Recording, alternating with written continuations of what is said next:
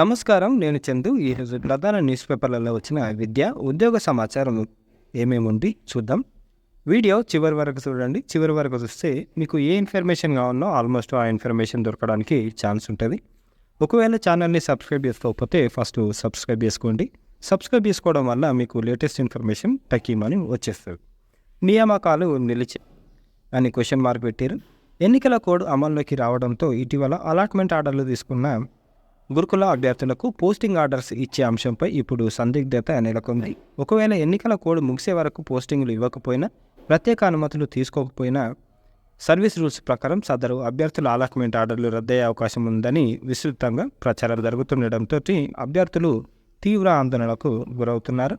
అయితే పలువురు నిపుణులు మాత్రం ఇలాంటి భయాలను ఒత్తిపారేస్తున్నారు. 60 రోజుల నిబంధన అనేది పోస్టింగ్ ఆర్డర్స్ ఇచ్చిన తేదీ నుంచి మాత్రమే వర్తిస్తాయని, అయితే హడ్హాక్ పద్ధతిలో పోస్టింగ్ ఆర్డర్ ఇచ్చే అవకాశం ఉందని మరోవైపు ఇంకొందరు వివరిస్తున్నారు. రాష్ట్ర వ్యాప్తంగా ఎస్సీ ఎస్టీ గురుకులాల్లో అన్నిట్లల్లా 9210 పోస్టుల భర్తీకి చర్యలు చేపట్టిన తెలంగాణ రిక్రూట్మెంట్ బోర్డు ట్రిబ్ ఇటీవల అందరికీ పోస్టులు ఫలితాలు ప్రకటించి అలాట్మెంట్ ఆర్డర్లు ఇచ్చారు. అసలు భయం ఏం లేదు అని అంటున్నారు. పర్సన్ కాకండి. ఇది ఇట్లుంటే అలాట్మెంట్ పొందని వారిది మరో సమస్య అని ఇచ్చారు. మహబూబ్ నగర్, రంగారెడ్డి స్థానిక సంస్థల ఎన్నికల కోడ్ నేపథ్యంలో ఆయా జిల్లాల పరిధిలోని అభ్యర్థులకు అలాట్మెంట్ ఆర్డర్స్ ఇవ్వలేదు. దివ్యాంగుల కోటా అభ్యర్థుల జాబితా సైతం పెండింగ్లో ఉంది. మిగతా జిల్లాల్లో తమతో పాటు ఉద్యోగాలకు ఎంపికైన అభ్యర్థులు ఇప్పటికీ అలాట్మెంట్ ఆర్డర్స్ పొందారని, వారికి పోస్టింగ్ ఆర్డర్స్ కూడా ఇస్తే తాము సర్వీస్లో జూనియర్లుగా మారిపోతామని మహబూబ్ నగర్, రంగారెడ్డి పరిధిలోని అభ్యర్థులు ఆందోళన వ్యక్తం చేస్తున్నారు. భవిష్యత్తులో ఇది ప్రమోషన్లపై కూడా ప్రభావం చూపుతుందని, దీనిపై ట్రిబ్ అధికారులు స్పందించి స్పష్టతనివ్వాలని విజ్ఞప్తి చేస్తున్నారని రాశారు. అది ఇకపోతే ప్రశ్నలను తెలుగులో అనువదించారు. నిన్న గ్రూప్ 1 ఎగ్జామ్ అయింది కదా, ఇది గ్రూప్ 1 ప్రిలిమ్స్లో అనువాదం తీరు అని ఇచ్చారు. విస్తృత పరిణామాలకు బదులు విస్తృత చిక్కులు, భ్రూణంకు బదులు పిండం అని ముద్రణ ఇచ్చిరంట. గ్రూప్ 1 ప్రిలిమ్స్ పరీక్షలో వచ్చిన ప్రశ్నలు అభ్యర్థులను బింబెలెత్తించాయి. ఆదివారం జరిగిన ఈ పరీక్షకు సంబంధించి ప్రశ్నలను ఇంగ్లీష్ నుంచి తెలుగులోకి ట్రాన్స్లేట్ చేశారు. ట్రాన్స్లేట్ చేసేటప్పుడు తప్పులు దొరికినాయి. చరిత్ర విభాగం బి సిరీస్ 22 ప్రశ్నలు ఆంగ్లం నుంచి తెలుగులోకి అతివాద దశ అని పేర్కొనడానికి బదులు తీవ్రవాద దశగా అనువాదం చేసిరు. పేపర్ 2లో సైన్స్ అండ్ టెక్నాలజీ విభాగం సి సిరీస్ 66 క్వశ్చన్ శరీరంలోని నాడీ వ్యవస్థకు సంబంధించి కొత్త నావెల్ పరికరం ద్వారా నిర్ధారణ పరీక్షలు అన్న ప్రశ్న తెలుగు అనువాదంలో నవల అని ముద్రించారు. నావెల్ అన్నదానికి వీళ్ళు ఏం చేశారంటే నవల అని టైప్ చేశారంట. ఇట్లుంది. అయితే దీనికి పూర్తిగా అర్థం మారిపోతుంది కదా. 71వ ప్రశ్నలో విపత్తు అనే పదాన్ని ఇవ్వకుండా ఆంగ్ల పదాన్ని మాత్రమే ఇచ్చారు. 109 ప్రశ్నలో కోస్ట్ గార్డ్ సైనిక విన్యాసాలు అని కాకుండా కోస్ట్ గార్డ్ ఈ వ్యాయామం అని ముద్రించారు. మరి తెలుగు ఎవరు ట్రాన్స్లేట్ చేశారో వాళ్ళకి మొక్కాలి. 89th క్వశ్చన్లో జీవ విచ్ఛిన్నం అనే పక్షిని స్మార్ట్ బయోడిగ్రేడబుల్ అని ఆంగ్లంలోనే యథాతథంగా ఇచ్చారు. అలాగే 90th క్వశ్చన్లో గుండ్రటి రూపం అనడానికి బదులు ఆంగ్లంలోనే రింగ్ అనే పదాన్ని తెలుగులోనూ అదేవిధంగా ఇచ్చారు. అలాగే మరో ప్రశ్నలో తెలుగులో భ్రూణం అని ముద్రించాల్సిందిండగా పిండం అని ముద్రించారు. ఇలా మరికొన్ని ప్రశ్నలు తెలుగులో అర్ధరహితంగా ఉన్నాయి. దీనికి అరే ప్రొనౌన్సియేషన్ తెలుగులో ఇస్తే దాని మీనింగ్ చేంజ్ అవుతుంది కదా, అట్లా అయిపోయింది. ప్రశ్నపత్రంలో ముద్రణ పరంగాను కొన్ని తప్పులు దొరినాయి. జైన మత రచనల గురించి అడిగిన ప్రశ్నలు ప్రకృతంకు బదులుగా కృతాని, జైనులు అనే పదానికి ప్రజైనులు అని ముద్రణ అయింది. దీనికి మీనింగే చేంజ్ అవుతుంది. మరో ప్రశ్నలో పార్లమెంటరీ విశేషాధికారాలు అని కాకుండా పార్లమెంటరీ అధికారాలు అని అనువదించారు. విశేషాధికారాలు వేరు, అధికారాలు జనరల్, విశేషాధికారాలు వాళ్ళకున్న ప్రామినెంట్ ప్రైమరీ డ్యూటీస్ కాకుండా ఇంకా పర్టికులర్ డ్యూటీస్ ఏమేమి ఉంటాయి అనేది. ఇదే ప్రశ్నలో వైడర్ ఇంప్లికేషన్స్ అనే పదాన్ని విస్తృత పరిణామాలు అని అనువదించడానికి బదులు విస్తృతమైన చిక్కులు అని ఇచ్చారు. తెలుగు అభ్యర్థులు తికమక. అసలుకే తెలుగు రాసేటోళ్ళ పరిస్థితి చాలా ఘోరంగా ఉంటుంది. అసలు ఇక వీళ్ళు ఇట్లా ట్రాన్స్లేట్ చేస్తే వాళ్ళు ఎట్లా రాస్తారు. వర్తమాన అంశాలపై పట్టు ఉంటేనే అని ఇచ్చారు. కాబట్టి గుర్తుపెట్టుకోండి, కరెంట్ అఫైర్స్ మీద ఖచ్చితంగా మనం స్టడీ చేస్తేనే జాబ్ వస్తుంది. ఒకసారి చూడండి. గ్రూప్ 1 పరీక్షలో సిఐ కుమారుడి సెల్చల్ ఐఫోన్లో ప్రశ్నపత్రం స్కాన్ చేసే ప్రయత్నం చేసింది. ఈసోటి లత్కోర్ కథలు బజ్జిస్తేనే మంచిగా ఉంటుంది. ఇవాళ అయ్యా సిఐ అయినంత మాత్రం అట్లా అయ్యేది కదా. అసలు ఫోన్ ఇట్లా తీసుకొచ్చారు అనేది పెద్ద క్వశ్చన్ మార్క్. తనిఖీలు చేసిన ఫోన్తో ఎలా ప్రవేశించాడని ఇచ్చేది. ఒకేసారి మూల్యాంకనం చేశాం ఏపీఎస్సీ చైర్మన్ గౌతమ్ సవాంగ్ వెల్లడి. 2018 గ్రూప్ 1 మెయిన్స్ ఎగ్జామ్ క్యాన్సిల్ చేశారు హైకోర్టు. దానికి వీళ్ళు ఏం చెప్తున్నారంటే, ఒకటేసారి మేము అది చేసినాం, మూల్యాంకనం ఎవాల్యుయేషన్ 2 సార్లు చేయలేదని చెప్తున్నారు. నియామక వ్యవహారాల్లో కోర్టులో లిటిగేషన్ లేకుండా ప్రాసెస్ జరగలేదు. కమిషన్పై వచ్చిన ఆరోపణలకు సరైన సమయంలో సరైన విధంగా వివరణ ఇస్తాం, మా బాధ్యత మాపై ఉంది అని తెలుగుదేశం పార్టీ అధినేత చంద్రబాబు ఇతరులు చేసిన ఆరోపణలపై నేను స్పందించను అని ఇచ్చారు. వీటి పాలిటిక్స్ అయిపోతాయి. ఇకపోతే మార్కుల నిబంధన అభ్యర్థులకు ప్రతిబంధకమని ఇచ్చారు. సింగరేణి ఉద్యోగ నియామకాల్లోని తాజా నిబంధన మైనింగ్ ఇంజనీరింగ్ అభ్యర్థులకు ప్రతిబంధకంగా మారింది. గతంలో మాదిరిగా కాకుండా ఈసారి యాజమాన్యం మార్కుల శాతాన్ని పెంచి నిబంధన విధించింది. దీంతో మైనింగ్ ఇంజనీరింగ్ పూర్తి చేసిన అభ్యర్థులు ఆందోళన చెందుతున్నారు. సింగరేణిలో 6 ఏళ్ల తర్వాత మైనింగ్ ఇంజనీరింగ్ అర్హతతో ఉద్యోగ నియామకానికి నోటిఫికేషన్ విడుదల చేశారు. ఇందులో మైనింగ్ ఇంజనీరింగ్ పూర్తి చేసిన అభ్యర్థులు 60% మార్కులను అర్హతగా విధించింది. గతంలో ఇదే నియామకానికి 55% మార్కులతో ఉద్యోగ నియామకాలు చేపడితే ఇప్పుడు 60% పెట్టారు. మైనింగ్ ఇంజనీరింగ్ చేసిన అభ్యర్థులు 6 సంవత్సరాలుగా నోటిఫికేషన్ రాక ఎదురు చూస్తున్న క్రమంలో తాజాగా ఉద్యోగ నియామక ప్రక్రియ పట్ల హర్షం వ్యక్తం అవుతుండగా ఈ నిబంధన చాలామంది అభ్యర్థులకు ప్రతిబంధకంగా మారనుందనే విమర్శలు కూడా వినిపిస్తున్నాయి. మరి గతంలో 55% ఉన్నప్పుడు మరి ఈసారి ఎందుకు 60% చేసిరు అనేది పెద్ద క్వశ్చన్ మార్కు.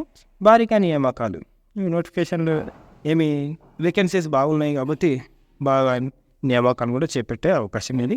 అటవీ శాఖలో ఖాళీగా 30% పోస్టులు 6,860 మందికి ఉన్నది 4,752 మంది ప్రభుత్వ దృష్టికి తీసుకెళ్లిన అధికారులు. ఇట్లా మన పరిస్థితి. ఇవి తొందరలోనే మనకు ఫిల్ చేసే అవకాశం కూడా ఉంది. ఇక్కడ నోటీస్ బోర్డు విషయానికి వస్తే, ప్రభుత్వ ఉద్యోగాలు కోల్ ఇండియాలో మెడికల్ స్పెషలిస్టులు మనకు ఎంబీబీఎస్, పీజీ, డిఎన్బి చదివిన వాళ్లకు జాబులు ఆఫ్లైన్లో దరఖాస్తు చేసుకోవాలి. Website coalindiacareer.com. ఇకపోతే కేంద్రీయ విద్యాలయాల కేవీలలో టీచింగ్ పోస్టులు ఉన్నాయి.